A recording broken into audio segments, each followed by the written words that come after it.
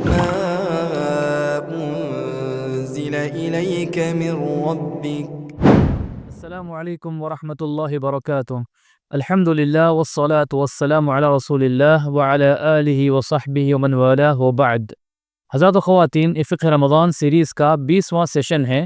اور آج کا ٹاپک ہے روزے کی حالت میں جائز امور، یا وہ کام جن کا روزے کی حالت میں کرنا جائز ہے۔ کچھ کام ایسے ہیں جن کا روزے کی حالت میں کرنا جائز ہے، لیکن ہمارے معاشرے میں ایک عمومی تصور یہ ہوتا ہے کہ اسے ناجائز سمجھتے ہیں یا اسے روزے کی حالت میں کرنا مکروہ سمجھتے ہیں، جبکہ بات ویسی نہیں۔ وہ کام کرنا بالکل جائز ہے اور اس کام کرنے میں کوئی حرج نہیں ہے۔ وہ چند کام ہیں، چند چیزیں جنہیں میں آپ کے آگے ایک ایک کر کے ذکر کرنے کی کوشش کروں گا۔ سب سے پہلی چیز یہ کہ انسان روزے کی حالت میں اگر رمضان کی رات اس نے اپنی بیوی سے ہم بستری کی، یا رمضان کی رات اسے احتلام ہو گیا اور اس نے صبح کی، حالت احتلام میں اس نے صبح کی یا حالت جنابت میں اس نے صبح کی،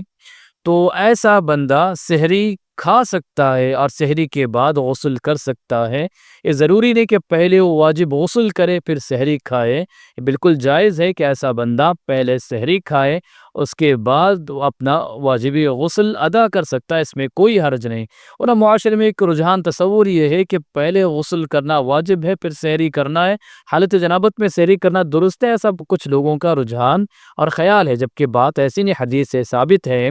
کہ انسان آرام سے سحری کھائے، اس کے بعد حالت جنابت کا وہ غسل کر سکتا ہے، اس میں کوئی حرج نہیں۔ لیکن حدیث سے آتا ہے، عائشہ رضی اللہ عنہ ارشاد فرماتی ہیں، ایک آدمی اللہ کے رسول صلی اللہ علیہ وسلم کے پاس آتا ہے اور کہتا ہے کہ اللہ کے رسول، میں جنابت کی حالت میں ہوتا ہوں اور نماز کا وقت ہو جاتا ہے، تو کیا اس حالت میں روزہ رکھ سکتا ہوں؟ تو آپ صلی اللہ علیہ وسلم نے اسے جواب دیا کہ میں بھی جنابت کی حالت میں ہوتا ہوں اور نماز کا وقت ہو جاتا ہے اور میں بھی روزہ رکھتا ہوں۔ مطلب یہ کہ غسل کرنے سے پہلے ہی میں روزہ رکھ لیتا ہوں، اس کے بعد پھر غسل کر کے نماز کو جاتا ہوں۔ اسی طرح روزے کی حالت میں جو جائز کام ہے وہ یہ کہ روزے کی شدت اور روزے کی گرمی کے سبب انسان اپنے آپ پر سر پر ٹھنڈا پانی ڈال لے، یا پھر کسی کپڑے کے ذریعے اپنے سر کو بھگو لے یا اپنے جسم کو بھگو لے، جو بھی ہو۔ روزے کی حالت میں انسان نہا سکتا ہے، غسل کر سکتا ہے، اپنے سر پر ٹھنڈا پانی ڈال سکتا ہے اور روزے کی شدت کو کم کر سکتا ہے، اس میں کوئی حرج نہیں، کوئی غلط کام نہیں، کوئی مکروہ چیز نہیں ہے۔ دیکھیے حدیث میں آتا ہے، ابو بکر رضی اللہ عنہ ارشاد فرماتے ہیں کہ میں نے اللہ کے رسول صلی اللہ علیہ وسلم کو عرج نامی مقام پر دیکھا کہ آپ صلی اللہ علیہ وسلم اپنے سر پر پانی انڈیل رہے تھے، اپنے سر پر پانی ڈال رہے تھے، اور ہو سکتا ہے چاہے وہ پیاس کی وجہ سے یا گرمی کی وجہ سے، پتہ نہیں، اللہ کے رسول صلی اللہ علیہ وسلم روزے کی حالت میں تھے اور آپ صلی اللہ علیہ وسلم اپنے سر پر پانی ڈال رہے تھے۔ تو اس سے امام بخاری رحمہ اللہ نے استدلال کیا، اور بھی سلف کے آثار انہوں نے نقل کیے کہ عبداللہ بن عمر رضی اللہ عنہ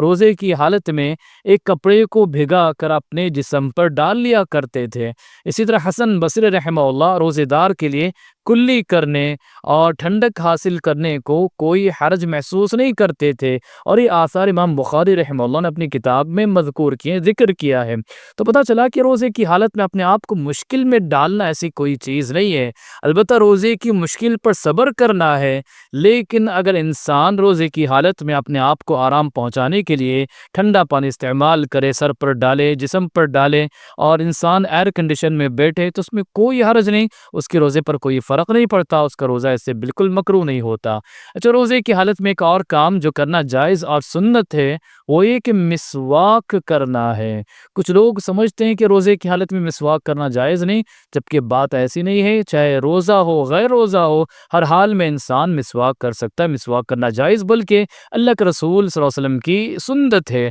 اللہ کے رسول صلی اللہ علیہ وسلم نے ارشاد فرمایا، لولا نشق علی امتی لامرتهم بالسواک عند کل وضوء، اور دوسری روایت میں عند کل صلاۃ ہے۔ اللہ کے رسول صلی اللہ علیہ وسلم نے فرمایا، اگر میری امت پر مشقت نہ ہوتا تکلیف نہ ہوتی تو میں لوگوں کو وضو کے وقت یا پھر دوسرے حدیث میں نماز کے وقت مسواک کرنے کا حکم دیتا۔ امام بخاری رحمہ اللہ نے اس حدیث سے استدلال کرتے ہوئے فرمایا، اس حدیث میں اللہ کے رسول صلی اللہ علیہ وسلم نے روزے دار اور غیر روزے دار کی کوئی تفریق نہیں کی ہے۔ اللہ کے رسول نے مطلق بات بتائی، جنرل بات بتائی ہے، تو یہ بات روزے دار اور غیر روزے دار دونوں کے لیے شامل ہے۔ اسی طرح عامر بن ربیعہ رضی اللہ عنہ کہتے ہیں، میں نے رسول اللہ صلی اللہ علیہ وسلم کو کئی مرتبہ روزے کی حالت میں مسواک کرتے ہوئے دیکھا ہے۔ تو پتہ چلا مسواک سے انسان کا روزہ نہیں ٹوٹتا۔ اچھا، ایک مسئلہ یہ ہے، کیا روزے کی حالت میں ٹوتھ برش اور ٹوتھ پیسٹ یوز کرنا جائز ہے؟ کیا اس سے انسان کا روزہ ٹوٹتا ہے یا روزہ نہیں ٹوٹتا؟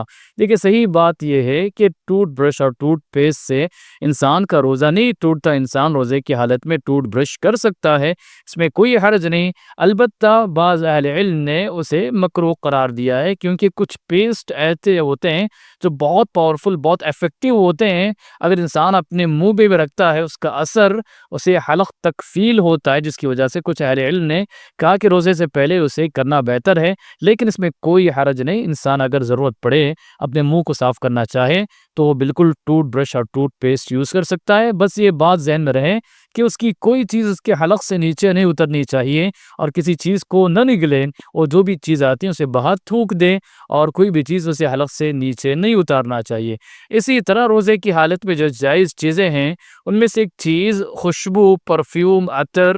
اور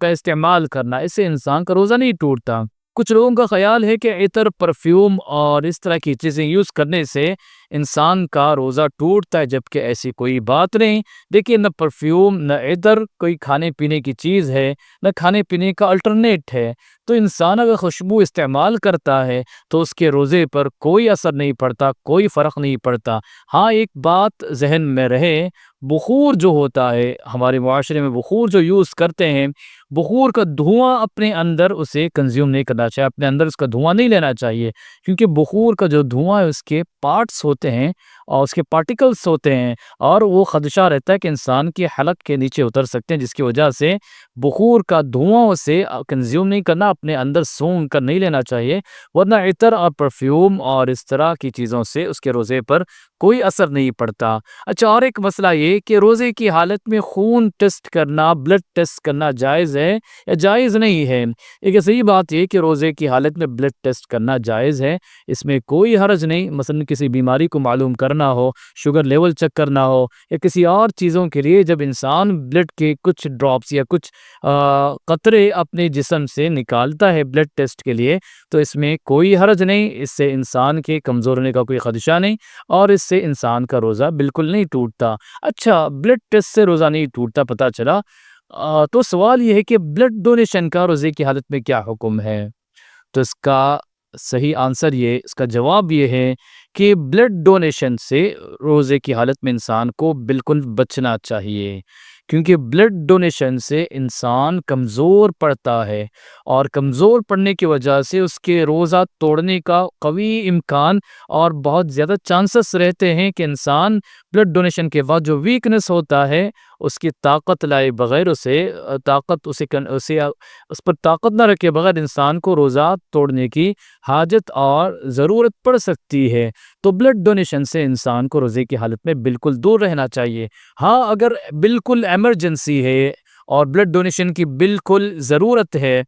اور مغرب تک ویٹ نہیں کیا جا سکتا ہے، تو ایسی حالت میں انسان بلڈ ڈونیشن کر سکتا ہے، کوئی حرج نہیں۔ اور بلڈ ڈونیٹ کرنے کے بعد وہ ویک ہو جائے اور اسے کچھ کھانے پینے کی ضرورت پڑے تو کوئی حرج نہیں، اپنے روزے کو توڑ دے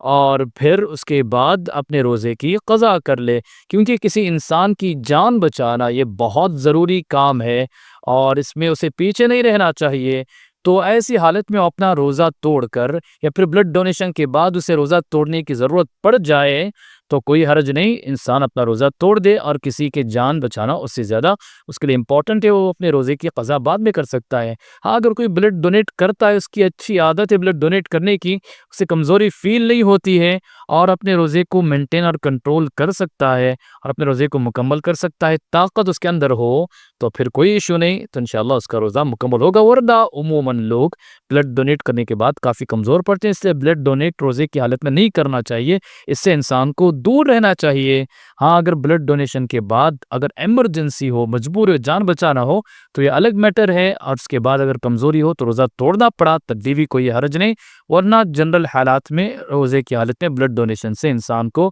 بچنا چاہیے۔ اچھا، اور ایک مسئلہ یہ کہ روزے کی حالت میں انسان کے دانت سے خون آئے، انسان کے ناک سے خون نکل آئے تو کیا اس سے اس کا روزہ ٹوٹ جاتا ہے؟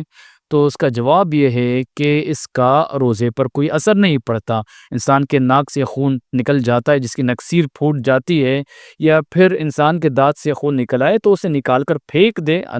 اسے اندر نگل نہ لے، تو اس کے روزے پر اس کا انشاءاللہ کوئی اثر نہیں پڑتا۔ اچھا، اور ایک مسئلہ یہ کہ روزے کی حالت میں انجیکشن لینا کیسا ہے؟ ہم نے اس سے پہلے معلوم کیا انجیکشن دو ٹائپ کے ہوتے ہیں، ایک طاقت کا انجیکشن ہوتا ہے اور ایک دوائی کا انجیکشن ہوتا ہے۔ دوائی کا انجیکشن یا پھر پین ریلیف یا پین کلر کا انجیکشن، ایسے انجیکشن لینا انسان کے لیے جائز ہے، اس سے اس کا روزہ نہیں ٹوٹتا۔ طاقت کا انجیکشن، پاور کا انجیکشن، فوڈ کا انجیکشن، اس طرح کے انجیکشن سے انسان کا روزہ ٹوٹ جاتا ہے۔ روزے کی حالت میں انسان کو اس سے بچنا چاہیے۔ اگر صرف دوائی کا انجیکشن ہو تو اس کے لینے میں کوئی حرج نہیں۔ اچھا، اور ایک مسئلہ یہ ہے کہ جو سانس کے دمے کے مریض ہوتے ہیں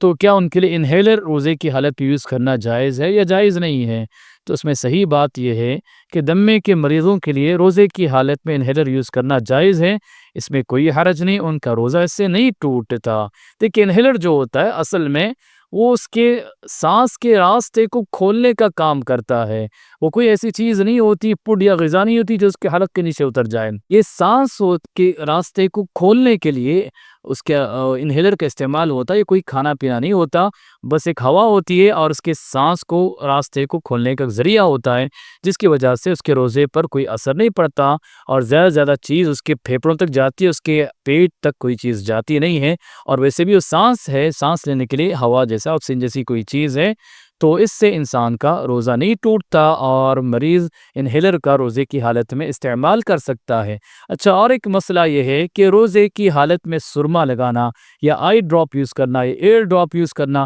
اس کا کیا حکم ہے؟ تو روزے کی حالت میں سرما لگانا یا آئی ڈراپ یا ایئر ڈراپ یوز کرنا جائز ہے، اس میں کوئی پرابلم نہیں، انسان کا اس سے روزے پر کوئی اثر نہیں پڑتا۔ البتہ ناک کا ڈراپ، نوز ڈراپ یوز نہیں کرنا چاہیے، نوز ڈراپ سے سیدھا اس کے حلق میں اور اس کے پیٹ تک وہ ڈراپ پہنچ جاتا ہے۔ ناک اور کان اور آنکھ کا ڈراپ انسان I drop, year drop use کر سکتا ہے، اور اس طرح سرما بھی لگانا جائز ہے، اس میں کوئی حرج نہیں ہے، اس کا روزہ اس سے بالکل صحیح رہے گا۔ صحیح بخاری میں آتا ہے کہ امام بخاری نے انس اور حسن ابراہیم رحمہم اللہ سے نقل کیا ہے کہ روزے دار کے لیے روزے کی حالت میں سرما لگانا جائز ہے، اس میں کوئی حرج نہیں۔ اسی طرح روزے کی حالت میں اگر ضرورت پڑے تو کھانے کا نمک چکھنا اور کھانے کو ٹیسٹ کرنا جائز ہے، اور فوراً اس کے بعد اس چیز کو نکال کر پھینکنا درست ہے، اس میں کوئی حرج نہیں، اس چیز کو نگلنا نہیں چاہیے۔ اگر ضرورت پڑے تو انسان کھانے کا ٹیسٹ کر سکتا ہے، خاص کر کوک ہو،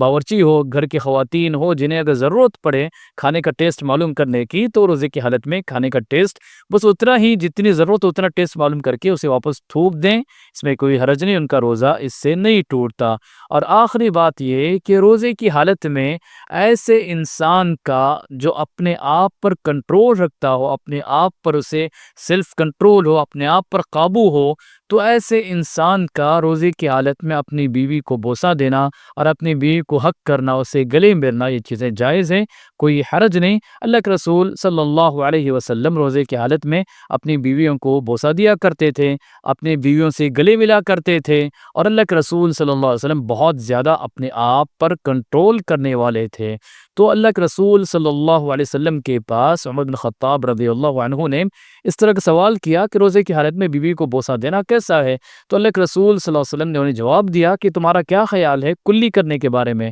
اگر کلی کرنا کیسا ہے؟ کلی کرنا جائز ہے، تو اسی طرح روزے کی حالت میں بیوی کو بوسہ دینا بھی جائز ہے، بالکل کلی کرنے کی مانند ہے۔ لیکن اللہ کے رسول صلی اللہ علیہ وسلم سے ایک نوجوان سوال کرتا ہے تو اللہ کے رسول صلی اللہ علیہ وسلم اسے منع کرتے ہیں۔ اس کی وجہ یہ ہے کہ اگر جو انسان اپنے آپ پر کنٹرول کر سکتا ہو تو اس کے لیے چیز جائز ہے، اگر جو اپنے آپ پر کنٹرول نہیں کرتا تو پھر ایسے انسان کے لیے چیز مکروہ ہو جاتی ہے۔ آخر میں اللہ سبحانہ تعالیٰ سے دعا ہے کہ اللہ سبحانہ تعالیٰ روزے کے احکام مسائل کو اچھی طرح ہمیں سمجھنے والا بنائے اور کتاب و سنت کے مطابق ہمیں رمضان کو گزارنے والا بنائے، رمضان میں کثرت سے عبادتیں کرنے والا بنائے اور رمضان کے جو احکام مسائل ہیں اسے جان کر اس پر عمل کرنے والا بنائے۔ آمین۔ وآخر دعوانا ان الحمد للہ رب العالمین۔